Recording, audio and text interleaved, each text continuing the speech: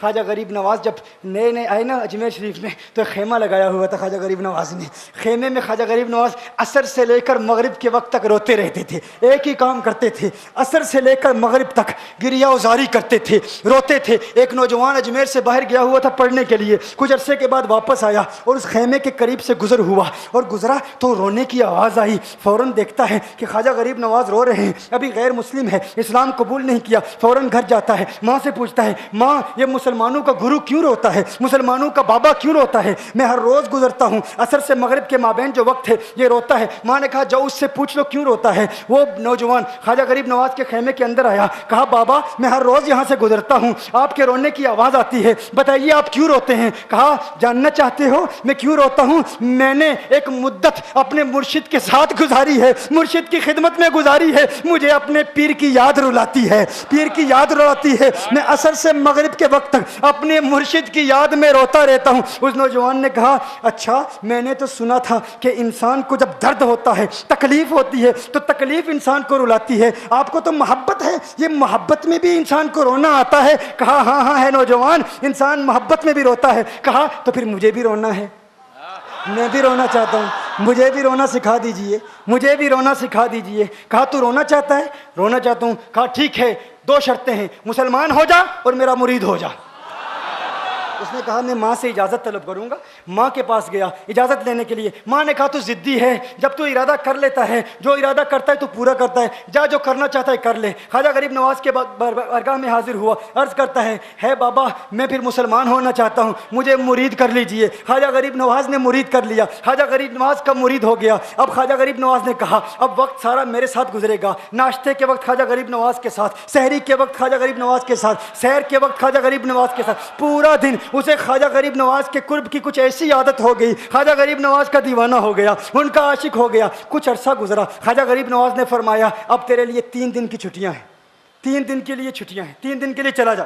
اس نے کہا مسئلہ ہی کوئی نہیں, ایشو ہی نہیں, پرابلم ہی نہیں, ٹھیک ہے 3 دن کے لیے چلا جاتا ہوں. اب جب 3 دن کے لیے گھر گیا, کہا 3 دن کے لیے تو اب مجھ سے ملاقات نہیں کر سکتا, مجھ سے ملنے کی اجازت نہیں ہے. اس نے کہا ٹھیک ہے نہیں ملوں گا. گھر گیا, جب پہلی رات پہلے دن جب گھر گیا, یہ وہ نوجوان تھا جو 3 روٹیاں کھایا کرتا تھا, آج 1 لقمہ بھی نہیں کھا پایا, 1 لقمہ بھی نہیں کھا پایا. اسے کچھ ہو گیا, کہہ رہے مجھے کچھ ویکیوم سا محسوس ہو رہا ہے, کچھ دل میں کمی سی محسوس ہو رہی ہے. یوں وقت گزرتا گیا, رات کا وقت آیا, آنکھ نہ لگی, سو نہ پایا, مکان کی چھت پر چلا گیا. ماں نے دیکھا بیٹا چھت پر کیوں چلا گیا؟ ماں چھت پر جاتی ہے, بیٹے کیا ہوا؟ کہا پتہ نہیں ماں, پتہ نہیں ماں, میں تو فوراً سو جاتا تھا, آج نیند بھی نہیں آ رہی, آج کھانا بھی نہیں کھا پاتا. ماں تو چلی جا. ماں چلی جاتی ہے. یوں جب سحری کا وقت ہوتا ہے اس کی آنکھوں سے اشکوں کی برسات جاری ہوتی ہے, اس کی آنکھوں سے اشکوں کی برسات جاری ہوتی ہے. وہ رو رہا ہے, رو رہا ہے, اس پر رکت تاری ہے. ماں آتی ہے, بیٹے کیا ہوا؟ کہا ماں مجھے پیار ہو گیا ہے, ماں مجھے محبت ہو گئی ہے, ماں مجھے عشق ہو گیا ہے. جا غریب نواز کے پاس, کہا مجھے بلا لو, اب یہ جدائی برداشت نہیں ہوتی, اب مرشد کی جدائی برداشت نہیں ہوتی. ماں فوراً خواجہ غریب نواز کی بارگاہ میں حاضر ہوتی ہے. کہا میں نہیں جانتی ہے مسلمانوں کے بابا, تو نے میرے بیٹے کو کیا دے دیا, تمہارا تعلق نہیں سمجھ پاتی, تمہارا رشتہ نہیں سمجھ پاتی, لیکن وہ تو رو رہا ہے, کہتا ہے واپس بلا لو. خواجہ غریب نواز نے کہا نہیں ابھی وقت نہیں ہے, میں اپنی زبان میں کہتا ہوں. گویا کہ خواجہ غریب نواز نے کہا ہوگا ابھی تو ابتدائی عشق ہے, روتا ہے کیا, آگے دیکھ ہوتا ہے کیا. تیری تمنا تھی, تیری خواہش تھی کہ محبت میں رونے کی عادت ہو جائے, ابھی تو ابتدا ہے. ماں کو واپس بھیج دیا, کہا واپس چلی جا. اسے کہا ابھی اجازت نہیں ہے, وہ واپس چلی جاتی ہے. بیٹے کو بتاتی ہے کہ ہے میرے بیٹے, وہ تو اجازت نہیں دے رہا. کہا ماں سن لے, اب اگر نہ بلایا تو میں مر جاؤں گا, یہ محبت مجھے مار ڈالے گی, یہ محبت مجھے مار ڈالے گی. ماں اگر مجھے زندہ دیکھنا چاہتی ہے تو میرے مرشد کو راضی کر لے, میرے مرشد کو بتا دے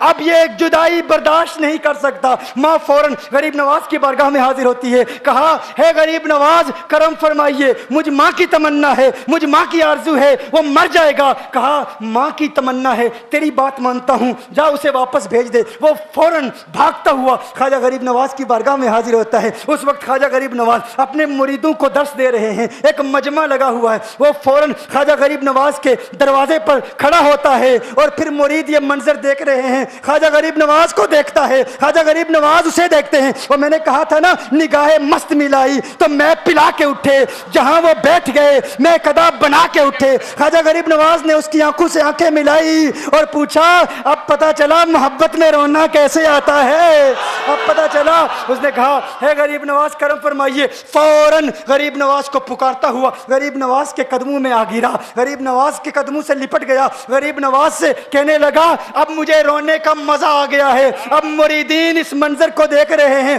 اور حیران ہو رہے ہیں کہ صرف خواجہ غریب نواز کا وہ مرید ہی نہیں رو رہا, سارے مرید رو رہے ہیں, اس پیار کے رشتے کو دیکھ رہے ہیں. اور پھر ایک عجیب و غریب منظر, خواجہ غریب نواز نے کہا آج رات تو نے کھانا کھایا تھا؟ کہا نہیں کھایا تھا. خواجہ غریب نواز نے فرمایا میں نے بھی نہیں کھایا تھا. اس نے پھر خواجہ غریب نواز نے فرمایا آج رات سویا تھا؟ کہا نہیں سویا تھا. کہا آنکھ مجھے بھی نہیں لگی, نیند مجھے بھی نہیں آئی. یہ منظر سب مرید دیکھ رہے ہیں, وہ مرید بھی رو رہا ہے اور خواجہ غریب نواز کی آنکھوں میں بھی اشکوں کی برسات جاری ہے. یہ وہ رونے والوں کا مقام ہے.